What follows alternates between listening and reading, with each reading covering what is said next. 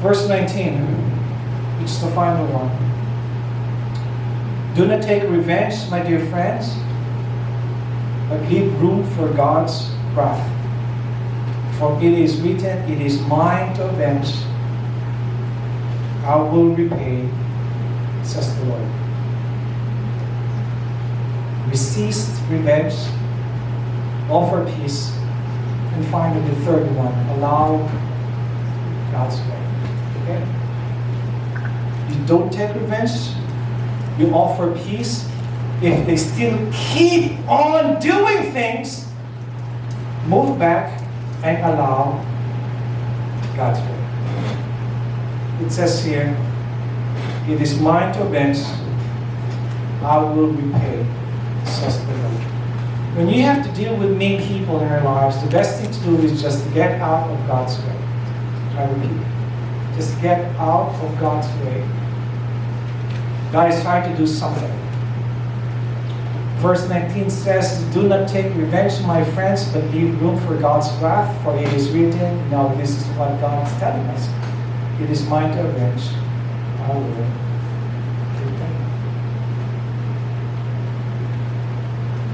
Allow God's way. You don't help God. You don't plan for your personal vendetta or your personal agenda. No, just let it go and let God work on it. Has anyone unloaded something on you and you just want to get back? We are so through with let me give you a piece of my mind, okay? And then you blast.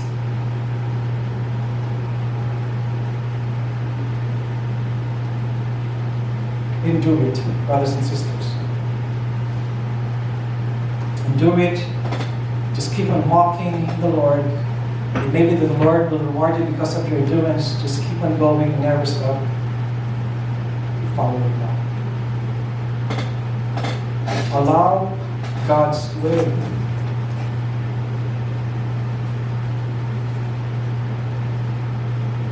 Let God work in behalf of you.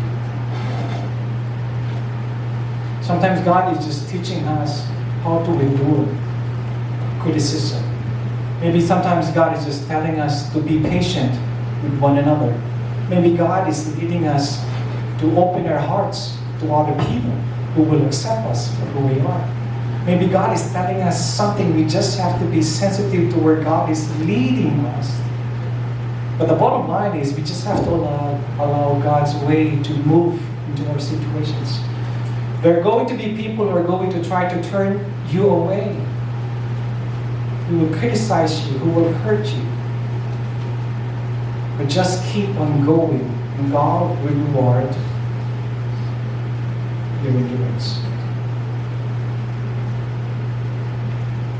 My life is an open book in this church. If you're just joining us for the first time, my life has always been an open book in this church. I have been criticized. I have been turned away. I have been hurt. But one thing I do, I just keep on going what God has commanded me. Because I'm not here to please anyone. I'm only here to please God. And I hope and pray that's the same with you. Revenge is never part of any formula in a relationship. You offer peace, that is our portion. But after that, you let God handle everything. You just let God do His work. You stay back, you move back, and let God handle it. There was this family we've been helping for the longest time. And I've bended my back to help them. Because I want really to help them, honestly. They have approached a lot of families, a lot of friends, and no one is willing to help them. And so as last resort, they talked to me, Pastor, will you be willing to help us? And I said, you have tons of friends who are more wealthier than us, who have more money than us, who have more influence, who have more businesses, who runs, you have tons of friends. And I was so surprised, why do I ask for my help? And they said, because no one wants to help us. And so, out of the abundance of the grace of God, I helped them. I signed the documents. Make the story short, there was an incident. Oh my goodness. There was a puny, tiny incident in the church. It's not even involving their family. It was just a friend of a friend that was just blown out of proportion. Make the matters worse, it was a big deal. It was really a big deal to them. We left the church. I try, remember, you don't take revenge, you offer peace. I tried to talk to them. How can we help to fix this? But they were so emotional. They were just so blown out of proportion. You don't take revenge, you offer peace. And then what happens? You let God work on it. So I stepped back. Our family stepped back. I think God was just telling us, Andrew, I let those things happen to spare you. Because the next thing that happens to their family was just unimaginable. So I thank God for sparing us with involvement with that family. Because it ended up in divorce, it ended up with a lot of issues. Make the story short, it is God who will repay, I repeat. It is God who will eventually repay. Yes, you've been hurt. Yes, you've been offended. They turn their back against you and say so many things against you. And you know, when people are so mad at you, when people are so angry with you, they will say things even though it is not true. In all of these things, in 27 years of pastoral ministry, all I could say is this: we do not have permanent enemies. We do have permanent friends. When things are good and words are said to you, write that in stone. Because when things are bad and they say something against you, write those in sand. I think I read this somewhere. When things are good and people say something based on love and grace, you write in stones. You remember those. Because when things are different and they say something out of anger and hatred, you write it in sand. Because time will eventually fade those writings. We are here, church, for a reason. As far as we could possibly live at peace with everyone.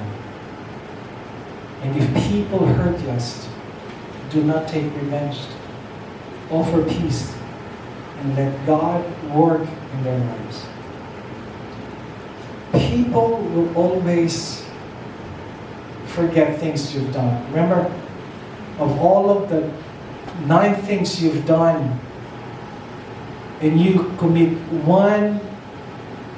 just one small thing, people tend to forget the 9 good things you've done and always remember the one bad thing. That's human nature. That's us. Resist the tendency to revenge, especially when things turn around. Sometimes we will not always be in the valleys. I repeat. Seasons change, people change. And sometimes we are in the valley of our lives. But we will not always be in the valley, because there will come a time that we will always go in the mountaintop also. And when we are in the mountaintop, remember this: you have the power to take revenge to those people who treated you worst when you were in the valley. I tell you, do not take revenge. Remember, it was God who brought you in the mountain in the first place. Always treat others with kindness, even if they are rude to you. I know that is so difficult. Even though they are so mean to you, but you always treat people with kindness, because you are not doing this for them. Remember this, you are doing this for God. The moment you put this unto God, the Lord will remember you. And when the timing is right, remember there are tons and tons of stories in the Bible. The book of Joseph, his life, the book of Moses, David, and all of these people in the Bible. They have the power. They went through the valleys. Imagine Saul. I mean, he wants to kill David. But then the enemy of Saul killed him, and now David is the king. You know, when he was the king of Israel, you know, he has the power. He is the number one. And that's why Jonathan's son, Mephibosheth, he was so afraid of David, because he knew what his grandfather did to him. But David said, "Do not be afraid, Mephibosheth. I will restore to you the land that belongs to you. I will restore you to your loyalty."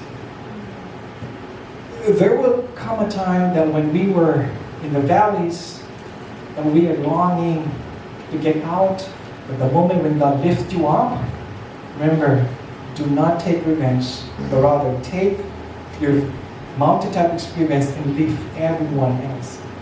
That's what the Bible says. It's just like putting coals into somebody's head. Our families has a lot of experience when it comes to that. But one thing I could say is this: let God move in their hearts. Not me, not Lisa, not Jacob, not even the church, but God. And all God's people says, Amen. Grace 75.